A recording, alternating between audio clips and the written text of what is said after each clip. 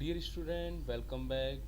स्वागत है आपका e lecture series managerial economics and financial accounting. MEFA subject के अंदर हमने यूनिट थर्ड स्टार्ट की थी और यूनिट थर्ड में जो हमने टॉपिक स्टार्ट किया था इसका टाइटल था production analysis and cost analysis. तो इस लेक्चर के अंदर हम प्रोडक्शन एंड कॉस्ट एनालिसिस का जो टॉपिक पढ़ने वाले हैं, सब टॉपिक जिसका टाइटल है लॉ ऑफ वेरिएबल प्रोपोर्शन या लॉ ऑफ वेरिएबल प्रोपोर्शन, जिसको हम बोलते हैं रिटर्न टू फैक्टर। इसके अलावा हम शॉर्ट टर्म की जब हम बात करते हैं तो लो वेरिएबल प्रोपोर्शन हम पढ़ते हैं, और जब हम लॉन्ग रन की बात करते हैं तो हम रिटर्न टू स्केल भी पढ़ते हैं। तो इस लेक्चर के अंदर हम इन दोनों पार्ट्स को डिस्कस करेंगे। आइए लेक्चर की शुरुआत करते हैं। तो लेक्चर की शुरुआत में सबसे पहले मैं आपको ये समझाता हूँ कि जो लो वेरिएबल प्रोपोर्शन होता है वो क्या होता है। जैसा कि आपको याद हो, हमने बात की थी लॉन्ग रन की, हमने बात की थी शॉर्ट रन की। जब हमने लॉन्ग रन की बात की थी तो अपने हमारे पास इतना टाइम होता है, जब हमने शॉर्ट रन की बात की थी हमारे पास इतना टाइम नहीं होता है कि हम फैक्टर ऑफ प्रोडक्शन के अंदर चेंज कर सकते हैं या फिर चेंज नहीं कर सकते। तो बच्चों मुझे आप बताओ कि जब हमने शॉर्ट रन जब हमने पढ़ा था तो हम फैक्टर ऑफ प्रोडक्शन को चेंज कर सकते थे या फिर नहीं कर सकते थे? बताओ आप मुझे एक बार। यस, बिल्कुल सही। हम नहीं कर सकते थे क्योंकि हमारे पास जो टाइम था वो इनफ नहीं होता था। हम प्रोडक्शन के फैक्टर जो थे उनको इंक्रीज या डिक्रीज करने में हमें टाइम लगता था, टाइम रिक्वायर्ड था, तो हम उसे नहीं कर सकते थे। तो उसको इंक्रीज करने में प्रॉब्लम होती थी हमें फैक्टर ऑफ प्रोडक्शन को।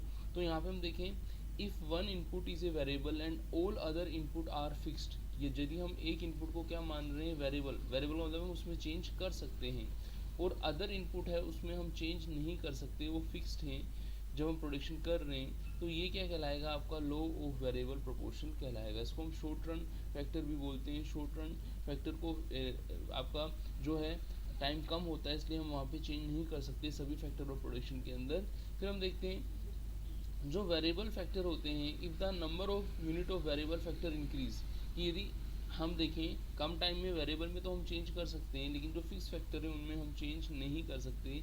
कीपिंग अदर फैक्टर कांस्टेंट मानते हुए हमें क्या करना पड़ता है, हमें प्रोडक्शन करना पड़ता है। सपोज हम एक एग्जांपल लेते हैं कि सर फिक्स फैक्टर क्या हो सकते हैं, वेरिएबल फैक्टर क्या हो सकते हैं। तो जब हम फिक्स फैक्टर की हम बात करते हैं तो जैसे मान लीजिए पीस ऑफ लैंड है, प्लांट है, इक्विपमेंट है, तो ये फिक्स फैक्टर है। और यदि हम वेरिएबल फैक्टर की हम बात करें तो लेबर है आपका, क्या है, वेरिएबल फैक्टर है। नंबर ऑफ लेबर को आप इंक्रीज डिक्रीज कर सकते हो।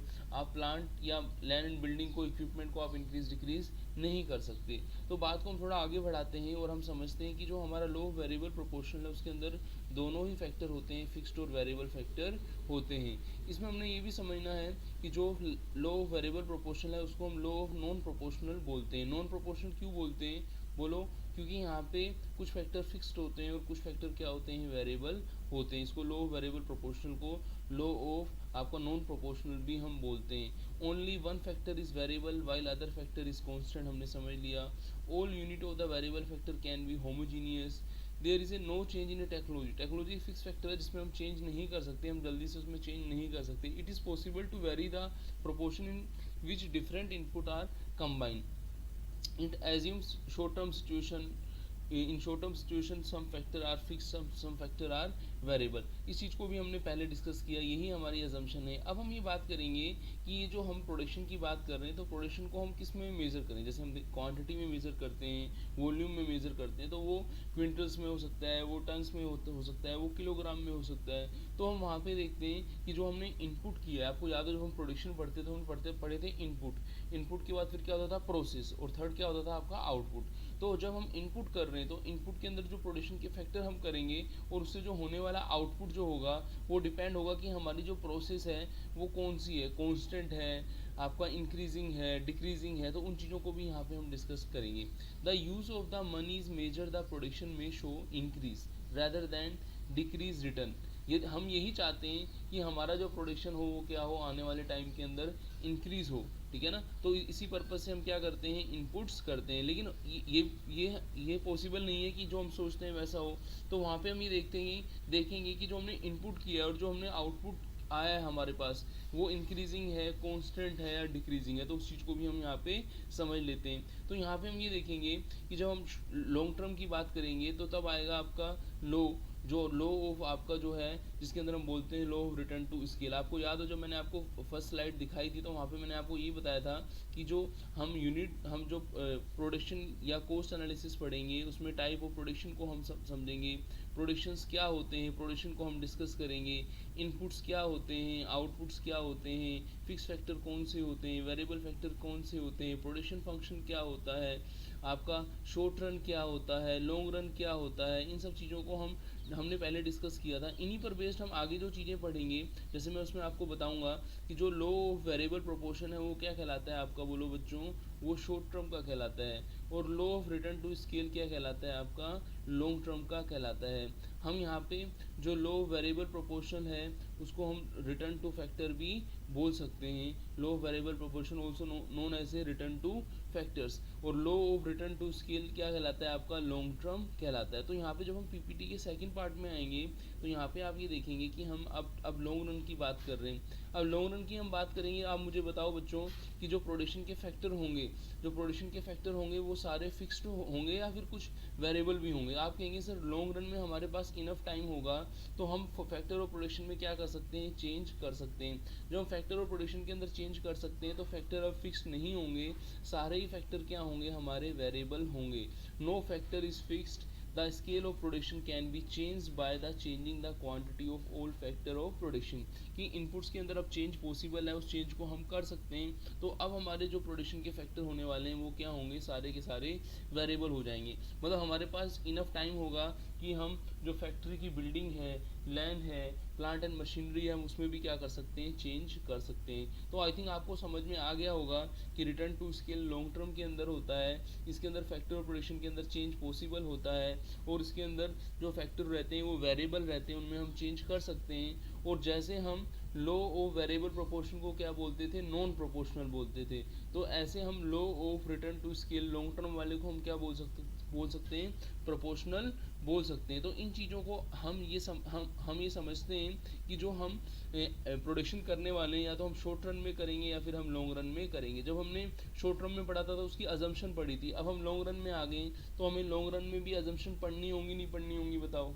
आप कहेंगे यस सर हमें एजम्पशन पढ़नी होंगी। तो जब हम बात करेंगे ऑल फैक्टर इनपुट्स की, हम बात करेंगे, बताओ वेरिएबल होंगे या फिर फिक्स्ड होंगे, वेरिएबल होंगे, ठीक है ना।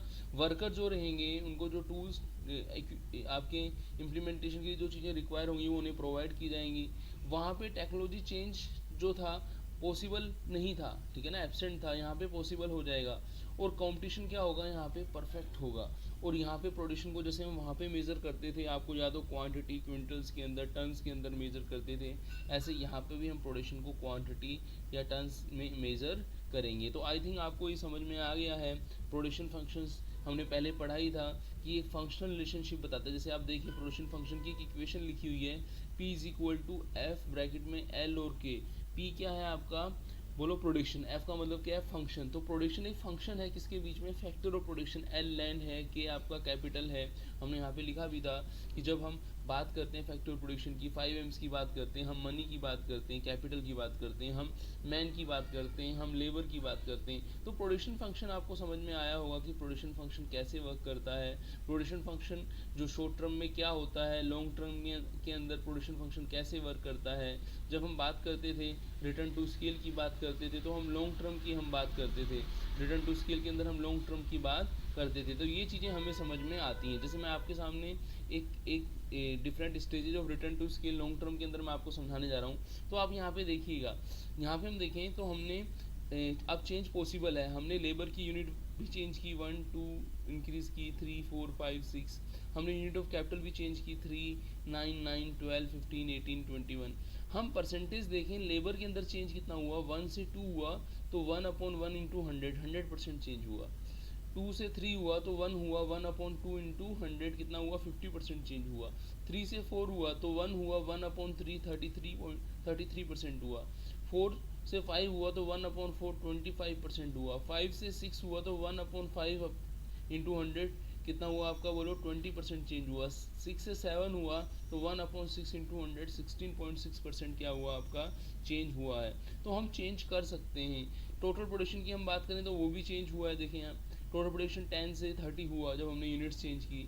जब 1 यूनिट थी तो 10 था, जब हमने यूनिट डबल कर दी, 2 कर दी, तो प्रोडक्शन क्या हुआ आपका, बोलो 3 टाइम्स हो गया, मतलब 30 हो गया। तो 2 जो था 20 आपका इंक्रीज़ हुआ है 10 पे, तो 200% इंक्रीज़ हुआ नहीं हुआ, बताओ।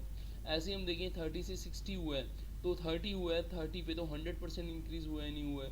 ऐसे 80 से 60 से 80 हुआ है तो 20 इंक्रीज़ हुआ है, 20/60 तो 33% इंक्रीज़ हुआ है। ऐसे आपका 80 से 100 हुआ है तो 20/80 25% हुआ है। फिर अपना 100 से 120 हुआ तो 20/100 कितना हुआ आपका बोलो, 20/100 तो 20% आएगा, 20% हुआ है। फिर ऐसे हम ये देखें 10% हुआ है 120 पे, 10/120 8.3। तो हमने ये देखा कि ये जो चेंजेस आए हैं ये हमारे क्या आ रहे हैं, पहले 200 था, फिर आपका 30s में आ गया, फिर 10 जो 20, फिर 8 में आ गया। तो पहले इंक्रीजिंग था ये, फिर कांस्टेंट हुआ, फिर क्या हुआ, डिक्रीजिंग हुआ। ये अपने रिटर्न टू स्केल जो है लॉन्ग टर्म का जो है ये आपसे पूछा जा सकता है। प्रोडक्शन फंक्शन के बारे में मैंने आपको बताया है कि पी होता है प्रोडक्शन, एफ होता है फंक्शन। ये जो प्रोडक्शन फैक्टर के हैं, फैक्टर ऑफ प्रोडक्शन जो है जैसे आपका लैंड है, कैपिटल है, उनके बीच में रिलेशनशिप को बताता है। तो आज इस लेक्चर में हम इतना ही पढ़ेंगे, मिलते हैं नेक्स्ट लेक्चर में किसी नेक्स्ट टॉपिक के साथ, वहाँ हम डिटेल में डिस्कस करेंगे।